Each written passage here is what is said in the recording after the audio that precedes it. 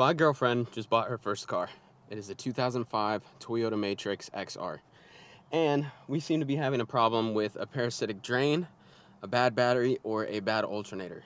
Now, I made a Rock Auto order, and I bought a bunch of new pulleys, serpentine belt, and new alternator, and it's in the trunk of the car. And also, to talk about wiring problems, my 350Z's taillights don't work. And we also got pulled over last night because of it. Luckily, I told him I didn't know anything, and he let me off with a warning.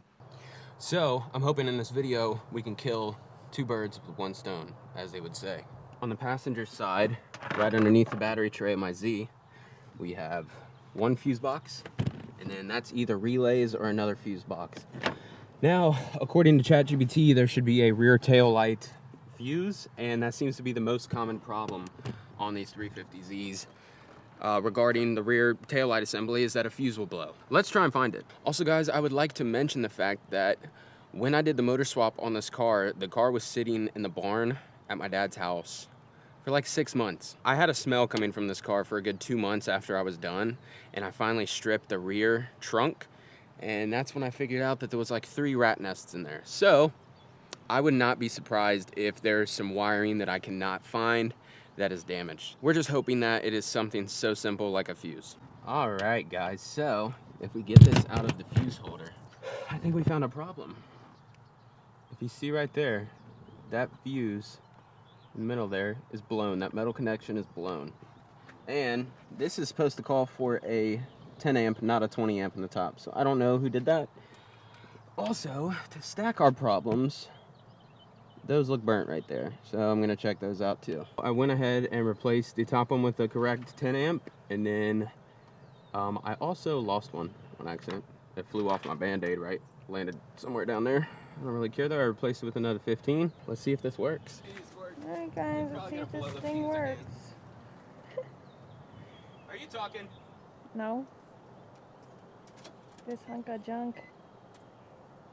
Just kidding. Oh no, wait, do it again? I didn't see. I mean, are the lights on? Then press the brake? No, I just need to know if the actual lights are on. Yeah. They are? Yeah. Really? Yeah.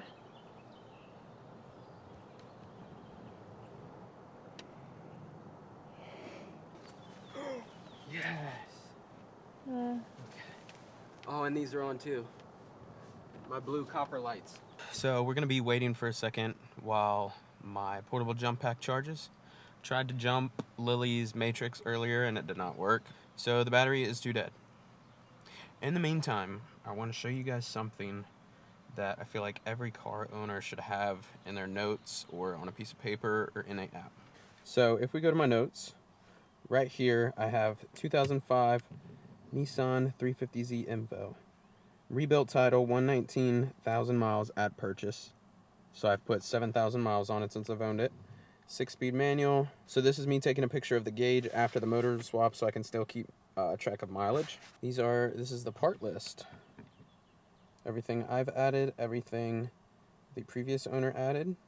Maintenance tracker, oil changed at 123, oil pan replaced and sealed at 122, power steering, coolant, repairs, ABS sensor, window motor.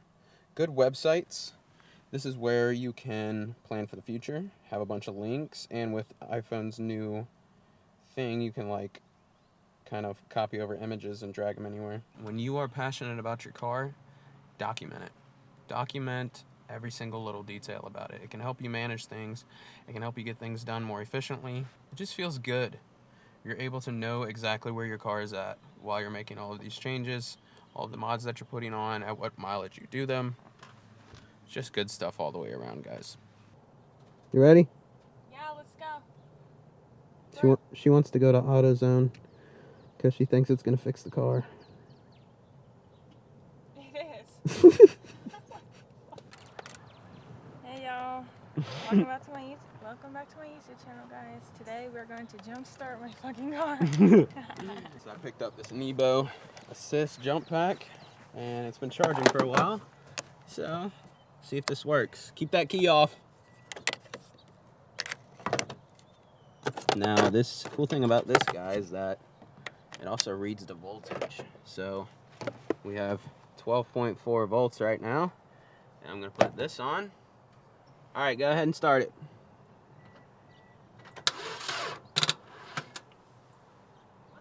Shit. I mean, you can try and do it again. It's not gonna work though. Nope. All right, just stop. Took the battery out of the CRV. We're gonna see, this is kind of just diagnosing. We're gonna see if the battery is the problem and not the alternator.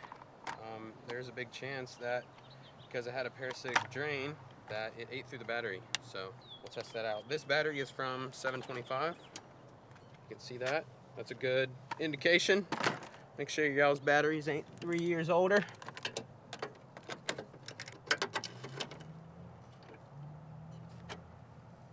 Oh, I knew it was gonna fucking happen. How are we gonna get that out? It's fine, we don't need to. That means this thing is gonna jump out. It won't. Trust me. Guys, I'm selling this hunk of junk for $5. $5. Well, off rip, there's acid right there. Yeah, so...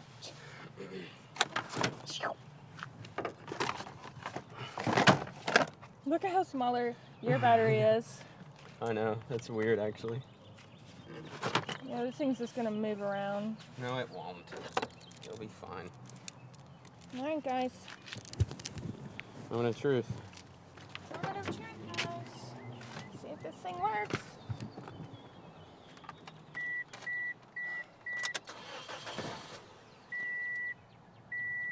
Dude, try it again.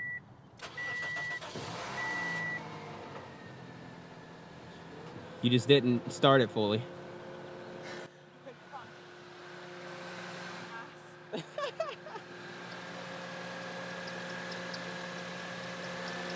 guys, this right here is the problem. You hear that? This is my car, guys. All that stuff on there. And yeah, I don't know if you guys can see it. Hunk of junk. No, I'm kidding. What are you doing? What?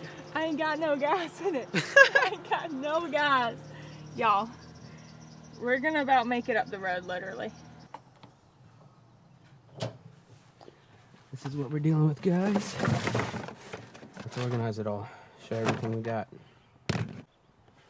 So, we have serpentine belt, brand new alternator. We have the idler pulleys and others, but I made a mistake because these are all the same. There was 3 different options on Rock Auto, so I ordered all of them thinking that there was 3 different ones on the car, but there's not. There's only one. So, this is what we're doing today, guys.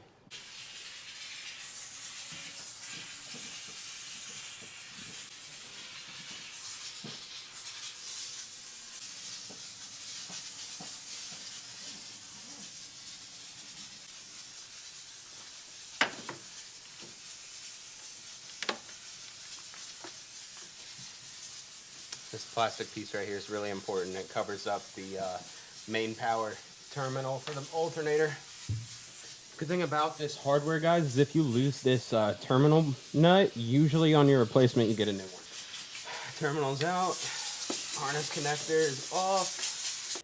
Big difference, guys. This is probably the original one, but bolts look great. This one spins great. This one's kind of loud. I think it was just the belt making that noise that you guys caught earlier. So let's put that in there. All right, guys, relatively quick job. Took about 30 minutes maybe.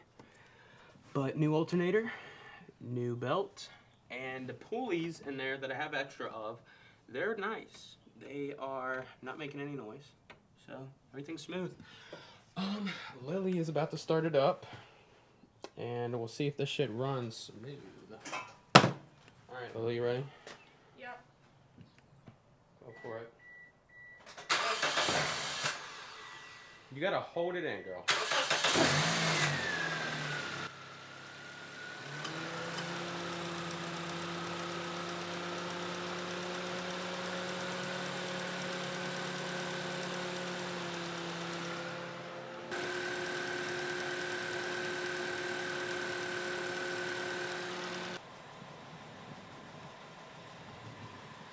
Alright guys, everything is buttoned back up and it is smooth running. So now she gave me the bright idea to go to AutoZone and scan for codes, since we never did that after we bought this car. So I will show you guys the results. See you there. Alright guys, so we got back from AutoZone. Alright guys, we ended up not going to AutoZone. Huh? I made a mistake and now she's calling me a liar. No, but we went and got the car washed. It was a bunch of dirt and gravel in the engine bay because the previous owner lived on a farm. Now that that's all out of the way, car's running great. I have no complaints on my end. I could probably use some front brakes. I'd probably use a front brake job. But I hope this was a good video, guys. It was just a pastime, just to get some more content out there before the spark plugs come in and we jump into the trunk of my 350Z. Stay tuned, and I'm out. Peace.